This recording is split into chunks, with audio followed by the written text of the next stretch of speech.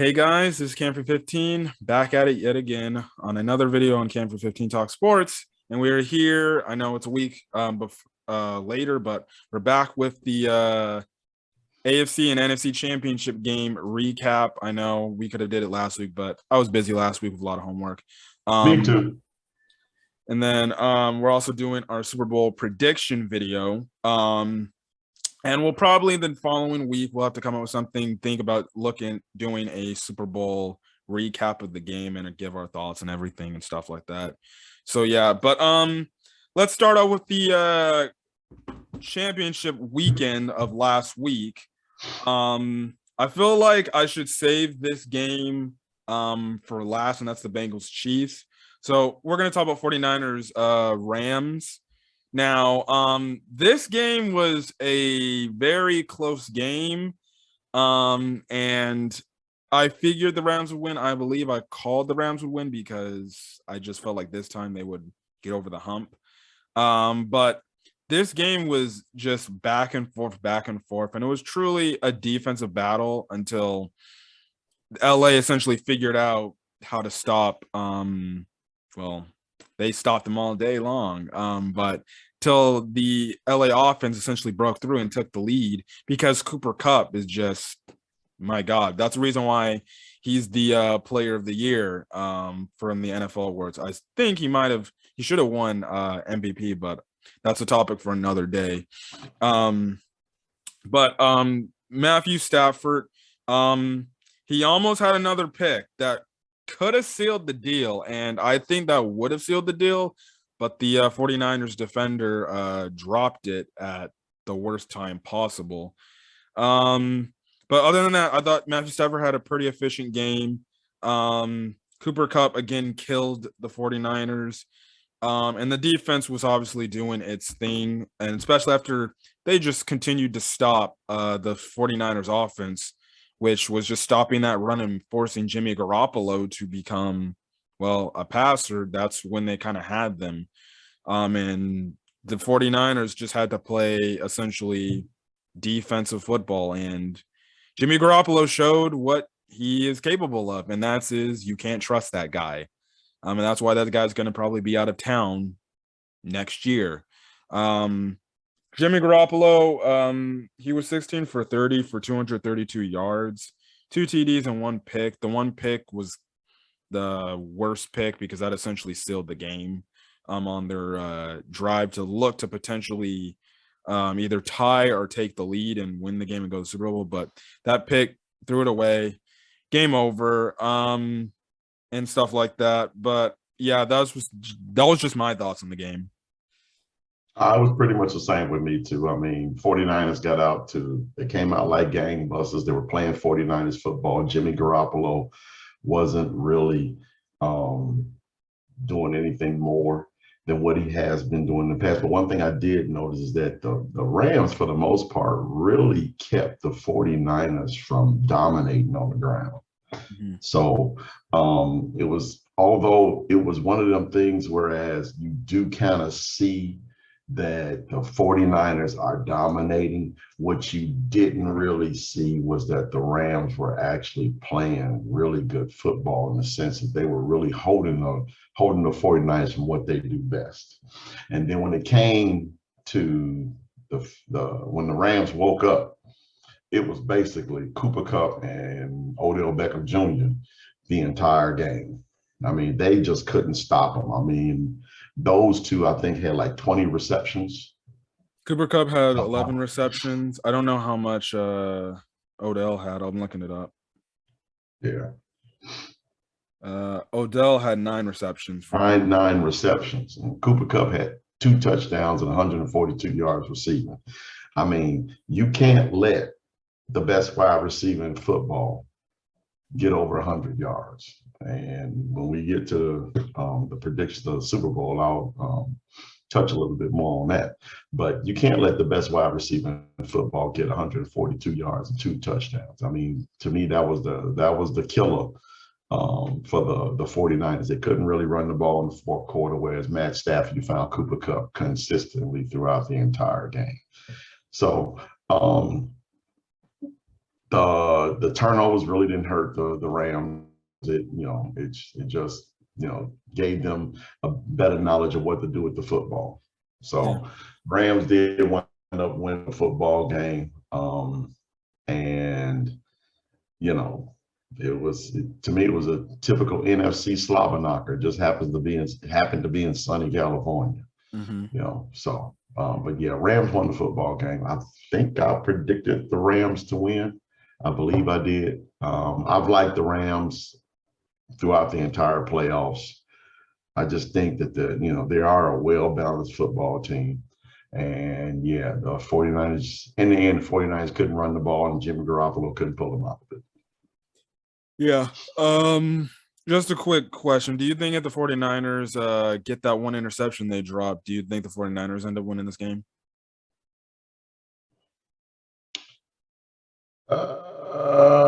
I would like to say that, I would like to say that, but no, I still don't, because my trust in Jimmy Garoppolo is not very high. I think eventually the 49ers with Garoppolo would have done something, not necessarily stupid, but they would have done something ineffective for the Rams to get that football back. And the Rams probably still would have won that game anyway. So and then on top of it, I believe it was enough time on the clock for the Rams to get the ball back and do something with the football to win the football game. So no, I don't think it will. I don't think it weighed heavily one way or the other. Mm-hmm. In terms of the 49ers, where they go on from here, well, it's like I said earlier, Jimmy Garoppolo, he's definitely out of. Definitely has to go. It's time for the Trey Lance era to start. Personally, I was the advocate of just saying, just play the freaking. It was the same thing about my stance on Justin Fields. Just play him now, so you don't waste that 1 year of the contract for nothing. And then he turns out to be really freaking good. Then you wasted his 1 year of his rookie contract when you could have just found other assets to build around him for that one extra year. Who knows? Maybe you milk the most out of that 1 year. But we'll see how Trey Lance does going into next season. I still think in terms of 49ers, they have to improve that defensive backfield, because they got carved up a lot in the playoffs and stuff like that. That was a big thing. That was a big thing for them, throughout the entire playoffs. I talked about it, a couple of their games, how, well, if it wasn't for that pass rush, that secondary would have probably got carved up. The pass rush is actually really good. They're getting to these quarterbacks really quickly, but that secondary is allowing these opposing wide receivers to get free and get open a little bit too much. Yeah. So for right now, the 49ers are kind of that phase for their team where they can be contenders for a Super Bowl. The only position that's holding them back right now is their quarterback position. Because Jimmy Garoppolo, even though he went to one Super Bowl a few years back, he didn't win one. He overthrew his receiver when that was the throw he needed to make. Then again, Trey Lance is a question mark. If Trey Lance ends up being a failure, that could set the organization back for a few years. But we'll see. I think the 49ers are in good hands, especially with Kyle Shanahan, despite how you feel about him or not. But yeah. But anyways, let's talk about the probably the most exciting game that I kind of wish was a night game. But that was the Cincinnati Bengals pulling off the upset, going to Arrowhead and beating the Chiefs by the score of 27-24. And they did it in overtime and did what the Bills failed to do the week before them, which was funny because Josh Allen actually tweeted when we were going to overtime. He's like, I just feel pain, because he went to overtime and he felt that. I thought that was funny. But truly, this game from the jump, pure Kansas City Chiefs. The Chiefs got whatever they wanted, did whatever they wanted, and the Cincinnati Bengals couldn't do anything. And I'm just over here watching, like, well, it's seemingly enough going to be a blowout here, and the Chiefs are going to go on to the Super Bowl. And then this is when the turning point of the game happened. The Chiefs get the ball back before the end of half. They go all the way down the field. I believe it's 4th and goal with like 5 seconds left to go in the game, or Yeah. no, it was 3rd and goal with 5 seconds left to go in the game. And then all of a sudden, you would think the smart team, you just take the points and you go into halftime with momentum. You're good. You're up. I believe at that time it was, let me check the box score. 21-3, I think it was. Yeah, I think it was 21-3 or something. It was something. I know by then they had the score. No, yeah, because they went at 21-10, 21-10. 21-10, and they tried a simple little out to Tyreek Hill. I don't know why they tried that instead of just throwing the ball into the end zone. I mean, if you're gonna run that play, the thing to do would have been, especially with no timeouts, run the ball throw the ball into the end zone. Yep. I mean, but I would have personally, I would have went for the field goal. Yeah. I would have went for the field goal. No, regardless of the momentum, I have no timeouts whatsoever. And that was just a horrible play call. Whoever made it, Bieniemy or whoever, Andy Reid, it doesn't matter. You got to go into the end zone with that football to try to get that touchdown. If you had that was just a bad play call. And, Tyreek Hill, and it gave the Bengals momentum coming into the second half. Because it showed on the very next play, the very next series. So, I mean, I know we can all look about it in retrospect and just simply say, well, you know what, this is where the Kansas City Chiefs lost the football game. And yeah, this is right here. That one play, yep, pretty much just I think it took the life out of the Kansas City Chiefs myself. Yeah. And then just knowing this, we're Bear fans and we know the incompetence of Kansas City light coaching. Matt Nagy's one of the reasons, and I saw that, I'm like, Matt Nagy would be getting off and he would be loving that type of play. Again, that goes to show you the cockiness of the Kansas City Chiefs, the cockiness of Patrick Mahomes. See, when you get too cocky thinking you're up big and everything at this point in game, you think, they're going to just let us into the end zone. Please. We've seen they should have known from the last 2 weeks how the Cincinnati Bengals team plays. They play hard and they continue to compete every down, even if they're down freaking 30-14. You should have just taken the points, go into halftime, and guess what? Who knows? The Bengals are like, I don't know, guys. Maybe we might not pull through this time. But it ends up with the Bengals getting a very critical big stop there. Not even having the Kansas City Chiefs not get any points was huge. They get the half comes out. Kansas City, I believe, gets the ball 3 and out. Yep. Then Cincinnati, they eventually get the ball. They punt. They storm down the field and score. No, I actually got it. So after they made them punt in the third quarter, Cincinnati then punted. Kansas City then punted. Then the ensuing drive, the Bengals got a field goal to make it 21-13. Then the next drive for Kansas City, interception. Then touchdown to tie the game. And then essentially, until the field goal by the Kansas City Chiefs to tie the game at the end of the regulation, they were just getting shut out. And let me mind you, Patrick Mahomes was throwing an all-time choke job here.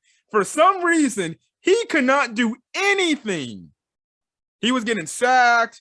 He was trying to do Patrick Mahomes things that, listen, he's just like, he's running around all over the place and everything. I know on that one last drive, before they ended up kicking the field goal, he almost fumbled the game away. Because he's trying to turn around and twist and make something out of nothing instead of just either throwing the ball away and make a smart play, or just at least run and get maybe a 1 or 2 yard gain and just spike the ball. But no, this guy's trying to do much and everything and stuff like this. He almost loses the game. And it's funny enough, I was thinking, I'm like, what if this guy really just fumbles the game away right now? That would be just insanity. And he almost did that. If not for his offensive lineman being in the vicinity, Bengals recover that fumble. Game's over a few minutes earlier. Well, what I saw was, and I saw it in the second quarter actually, about how the Rams defensive coordinator was actually defending the Chiefs offense. He pretty much just sent 3 down linemen for the most part the entire game. And left the majority of the receivers in coverage. Now, what I saw, and I'm not the football guy between the two of us, you are. In the first quarter, the first and second quarter, he pretty much played a lot of zone, which allowed the Bengals wide receivers to get free and clear of coverages and things of that nature. And Patrick Mahomes pretty much just sat back and just picked the zone apart. However, but see, that's just it. When the field shrunk and they got into the red zone, you noticed, especially on that last play before the half ended, that's why he couldn't get anything into the end zone. He had to dump underneath and check down to Tyreek Hill. There was nothing there because he pretty much, I have to go back and look, but I'm pretty sure he rushed with another three down linemen, allowing 8 to sit back in coverage into the end zone. Well, in the second half, he manned up. And he had 3 players in zone coverage. And it really didn't do much against Mahomes. Was pretty much just at that particular point, he was just running for his life. So the Bengals really did mix up the coverages really well with the 3 down linemen going after Mahomes and things of that nature. But the Bengals offense was rolling. I mean, Joe Mixon was really helping move the chains, and that momentum was shifting. I don't think, like I said, that momentum shifted once they got that stop to go into the right at the half. Once they got that stop, that momentum shifted, and I think the Bengals defense at that particular moment, they started buckling down and covering Hill and Kelsey a little bit more effectively. Yeah. Joe Burrow and Jamar Chase, they were great this game. Like, what more can I say about Joe Burrow? That guy, he just kills it. He's like one of the best quarterbacks in this league. But we get to overtime, and then the Chiefs get the ball first because they win the toss. And obviously you're like, oh, well, here it goes. Chiefs are going to win this game because you saw what happened last week. But the difference was the Chiefs take a huge gamble for some odd reason instead of just trying to pick up the first down. Patrick Mahomes throws a ball into double coverage. It gets picked off, and then the Bengals go right down the field, put themselves in field goal range, kick the field goal, go on to the Super Bowl. Craziness. And McPherson is, the kid has been lights out. Yeah. The playoffs. He's been lights out, man. And I think if he's within 50, then you got to really really got to penetrate that line to get to that kick. Because if his foot touches the football and he's within 50, man, you might, I see a young, Justin Tucker. This dude is just, So if you look at the history of NFL playoffs, the key qualification to winning football games is having a really good, solid kicker. Yep. And the Bengals got that. So,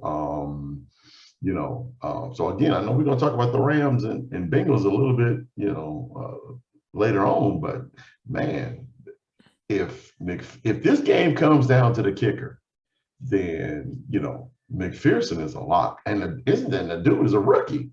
Mm-hmm. So yeah. So the Bengals go to the Super Bowl. As for the Chiefs, I don't know where they're gonna go. Other than the fact that they're gonna have to do something to maybe be competitive. I still think they're gonna be competitive, but eventually, we said it on earlier videos, that salary cap eventually gonna catch up to them because they're paying this crazy ton of money to their quarterback. And when it comes out this season, I think the next season, I believe. I think they said 22-23 is when that $44 million kicks in for Mahomes. Yeah. And we don't know what's going to be the repercussions. Obviously, they're going to have to be signing players that might not be up to standards and stuff like that. You You could see maybe a huge loss is Ryan Poles going to the Bears to be their new GM. Who knows? I still think management wise the Chiefs are fine, but who's to know? But as for the Chiefs, they really missed a golden opportunity to go back to the Super Bowl. Because if it ends up becoming a problem where the cap issues come up and it's actually affecting how their team looks, well then, that's not good. And then again, this is not another good game that reflects on the whole Andy Reid tree. And in response to Eric Bieniemy, I think he's a good coach, but you can go look at this game and be like, well, then what the heck? If you were calling plays, what were you doing, dude? And stuff like that. And they're especially going to look at him calling. If he was calling plays this game, they're going to look at the play call he did at the end of the half. So yeah, I'd be interested in who called that play. Was it Reed or was it Bieniemy? Because I mean that play was a game changer, especially with no timeouts. When you don't have any timeouts, I think at that particular point, I mean, yeah, go for the points and kick the field goal. Granted, you do have a great quarterback, but I mean the Bengals had no timeouts. That's the only thing I keep going back to. You got no timeouts, and you're gonna sit up here and actually check it down and hope the receiver can get in. No, man, that to me that was just a bad call. I mean, it was a bad call. Yeah. I mean, but that's the Kansas City way, as I like to pronounce, because Matt Nagy loves to do that stuff. So yeah. We got Patrick Mahomes. We trust me, we good. We can call a shit play. Excuse my French. We can call a really crappy play. And just because we got Patrick Mahomes and Tyreek Hill and Travis Kelce, that we good. And he didn't. I mean, I'm pretty sure he looked at Travis Kelce because he was obviously covered, and he decided to check down. If there was enough time left, I wish they had told him throw the damn ball away and keep the clock. If you don't have a throw within I think it was 5 seconds on the clock. Yeah. I mean, if you don't have a throw within the first 2 seconds, man, throw it away and keep the clock and kick the field goal. Yeah. But Kansas City way. Anyways, going on. We are now at the Super Bowl, which is going to be this Sunday, and stuff like that. So it's going to be the Cincinnati Bengals versus the home team, Los Angeles Rams. 2 years in a row, too. Yep, 2 years in a row. I think this is going to be an NFL thing. Everyone's going to want the Super Bowl so they can get home field advantage. Yep. So obviously this is a tough game to freaking choose, because it's like I want my heart to go with the Cincinnati Bengals, but my head is telling me go with the LA Rams. But I think this game, it will depend how that Bengals offensive line will hold up. If they're just not holding up, or if they can at least give Joe Burrow time, then I can give the Bengals a good chance to win this game, because I do think they have the dynamic enough players to overcome their bad offensive line play. But in the response, their defense, how will their defense be playing? Their defense in this playoff run has been solid. The question is, who are you going to prioritize more with just trying to slow down between Cooper Kupp and Odell Beckham Jr.? Personally, if I was me, I just try to slow down Cooper Kupp the most, because that is Matthew Stafford's safety blanket. And Odell Beckham Jr., he's a great player, and you should do your due diligence in trying to slow him down as well. But I feel like if you can at least have maybe one just dominating and the other one just not doing as much, you have a good chance to win the game. Obviously, they have to stop the run and slow it down and make Matthew Stafford a passer, but he's shown he can pass the ball effectively in this year's playoffs. I still do think the Bengals want to win this game. They got to create turnovers, at least 2 turnovers, and they have to score off those turnovers and put pressure on the Rams. But as for the Rams, my thing is just go out and play your game of football. Just do what you do best. And as Chris, damn, this is so hard because I really want to choose the Bengals. Oh man. You know what? Shoot, screw it. I'm going with the Bengals winning this game because of a late second field goal. I just feel like this could be the year for the Bengals, and what a better year to do this now. Win the Super Bowl now, and guess what? You don't have to worry about making the Super Bowl for another 3-4 years till you get another great team. But I wanted to go with my head, but damn it, I'm gonna go with Joe Burrow. I just trust that guy. That's what I got to go with. So yeah.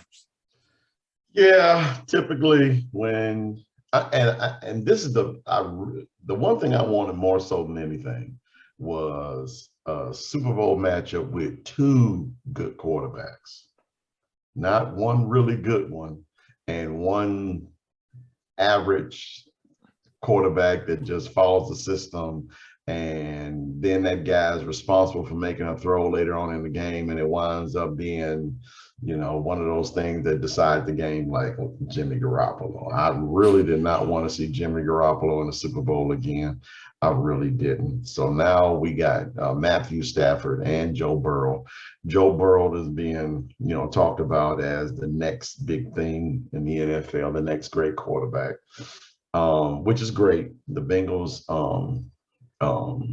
look really good, but I like the Rams, man. I mean, I've liked the Rams. I've said it on our past shows. I really like the Rams.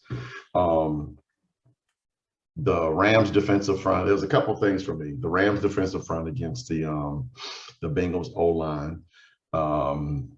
The Rams secondary against the Bengals wideouts. Because what I believe will probably wind up happening is Jalen Ramsey is going to follow Jamar Chase pretty much everywhere around the field. Yeah. So that leaves T. Higgins, who had another 100-yard game against the Chiefs. I mean, at his height, he's going to be a real difficult cover. So I don't know if the Rams are going to mix it up in the secondary and keep Ramsey on one side, but I believe that Ramsey is going to follow Chase. But we also got to factor Jalen Ramsey can get beat at some time, because you remember from the Tampa Bay. That's true. That's true. Mike Evans absolutely just beat him off the ball. That's true. I saw one. I know we saw it with Darnell Mooney put a move on him that I was just like, oh my goodness gracious. So, but I think when the games are this big, then big players really step up. And to me, Jalen Ramsey is one of those kinds of cats. And I'm not going to simply say that he'll shut Jamar Chase down. I'm not going to say that. But I'll say he'll limit him enough, whereas they have to look elsewhere to get a production of yards and points. The main difference for me is whether the Rams, and who's going to win this game, is Cooper Kupp. If Cooper Kupp gets 100 yards, it's a wrap. The Bengals will not win this football game. They got to keep that guy under 100 yards. The problem is that they move Cooper Kupp around so much that he's a check down guy. He's a number one guy. I mean, and on top of that, he's got probably another top 5 wide receiver right next to him, and Odell Beckham Jr. So if they can keep Cooper Kupp from getting 100 yards, the Bengals will win this football game, because Matthew Stafford, you really won't have anywhere else to go. I don't think he'll have Tyler Higbee for this game. Have you heard anything about Tyler Higbee? I haven't heard. I think he should be good to play. Okay, all right. Well, I know I don't think he finished out the Chiefs game. I think I want to say, was it a concussion?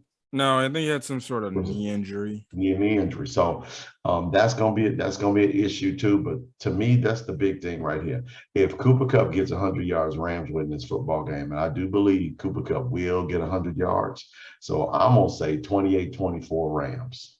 Mm-hmm. Yeah. I also think, again, Matthew Stafford has to be smart with the ball, and stuff like that. Yeah. Same can go with Joe Burrow too.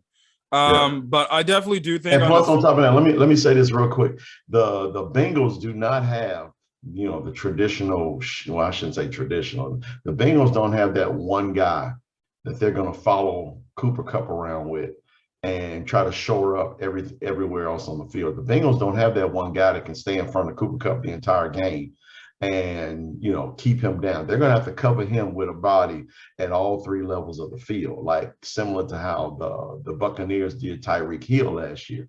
So, but Cooper Cup is a different beast, man. This guy is tough. Yeah. This guy is tough to cover. They got to make sure they are aware of him no matter where he goes on the football field. So that's a big challenge for them as well. So I can honestly see a lot of instances where the Bengals run the ball a lot to try to keep Cup off the field. So time of possession is going to be key. Whoever can hit 35 minutes of time of possession will probably wind up being the team to win this football game as well too. But man, Cooper Cup is that guy is something else, man. That guy is something else. And and that Buccaneers game really just, that guy is something else. I don't even know. It's so many ways you can actually try to identify how good this guy is. But this guy is, he's MVP good. And once he gets those triple digits, man, it's a wrap for the Rams. Yeah. So obviously I wouldn't be shocked if a game plan for the Bengals is just milk the time of possession, make sure you just keep your offense on the field to keep the Rams offense off. And before we get out of here, but they got to score when they do it. They got to score when they do it. They can't just do field goals, have a 10-minute drive and then come out of it with just a field goal. They got to get touchdowns if they're going to have those long drives. Yeah. And before we get out of here, the one thing I got to say about the Rams, I'll just say this. If the Rams are going to win the Super Bowl, this is the perfect time to do it. Because I believe if they lose this Super Bowl like they lost a few years back against the Patriots, I'm going to be honest, I don't think they'll ever get to another Super Bowl again. But they probably will because the NFC is probably at the point where it's at its weakest. But I just feel like if they lose this, that's a demoralizing loss that just affects every player on the team and stuff like that. So it's the best time to do it. I won't be shocked if I see the Rams do it. Preferably, I would like to see the Bengals do it just for their fans and what's been going on with Cincinnati and stuff like that. Is this a California thing with you? I don't want to see the Rams win it because you know what? They're not really a California team. They belong over there, and they left Los Angeles, and then they come back to Los Angeles, and then they leave us again. I'm like, okay. No, not really. Kroenke, they're Los Angeles, but they're not really Los Angeles. Oh man, is it a California thing? No, not really. For me, just to be in the, I guess, California market, and there are Rams fans that I know. If I were to see the Rams lose, honestly, I'd make me just as, I wouldn't say happy, but it'd probably make me die pure laughter because I see it all the time with the Dodgers and then the Lakers too. It makes it funny. Yeah. So yeah. But we'll see. But at the same time, I'll be happy if the Rams win for my friends who are Rams fans and stuff like that because they've been winning. I gotta admit, I'm a fan of Sean McVay. Being a coach, you kind of look at other coaches and you're just like, you know what?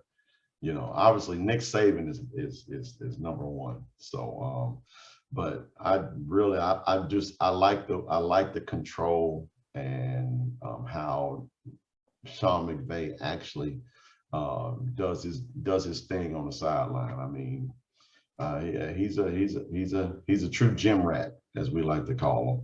So I really like Sean McVay. So we'll see, but man. I like the Rams, man. I say it so much that now it's just like, okay, there he is. He's saying it again, but man, I like the Rams offense, defense, special teams, coaching. I like the defensive line over the Bengals defensive line. I like the Bengals. I like the O-line over the Bengals O-line. I just like the Rams from ship to stern. Mhm. Well, we're gonna get out of here. We'll probably be back next week to give our recap of the Super Bowl and our thoughts on the game. And yeah, but other than that, this is the second to last NFL video as a whole till I guess craziness ensues with free agency, and I'll talk about that.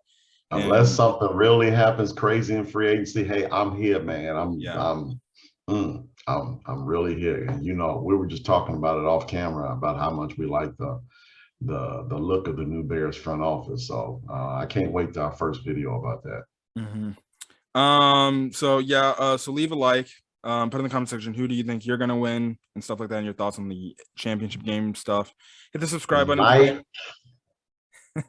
Hit the subscribe button to Camp Crew 15.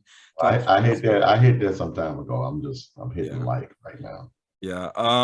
Again, a few days ago, I've been talking about some of the free agency big moves and stuff like that. I even talked about the James Harden, Ben Simmons move yesterday. I'll leave it at the end of the outro of the video and stuff like that. So yeah, but other than that, I'd talk NFL, Chicago Bears, which is my favorite team, and then NBA just in general. I'm not talking about Clippers truly because it's a wash year. Only thing I talked about Clippers so far on my channel is us getting Norman Powell. Okay. I enjoyed it. I like Norman Powell and Robert Covington. Okay. But okay. And then MLB, whenever the lockout is done with that crap going on, I don't know. And then we will have to get in contact with Matt because I actually have talked with my other co-host Matt. We have to find a day to talk about obviously the big news in the NFL about Tom Brady retiring. I want 3 of us to be on it, though. We'll get all 3 of us to give our thoughts on Tom Brady's retirement. Yeah, I got to get my tears out the way before that one, so just let me know. Yeah. And then give me about an hour or so to get my emotions together, because you know Tom Brady for me has been like, yeah, that dude, man. It's like, you know, that's the GOAT, you know. Yeah. So it's like when the end of an era passes, you know, you have to actually, you know, man, you got to decompress. But yeah. And if you guys are wondering who Matt is, he's one of my friends from college, and he's actually a New England Patriots fan. So yeah, but we're gonna leave it at that. His NBA card is no. So when we get on, you are not allowed to ask him any questions about basketball.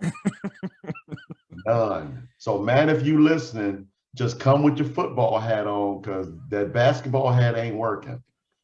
It ain't working.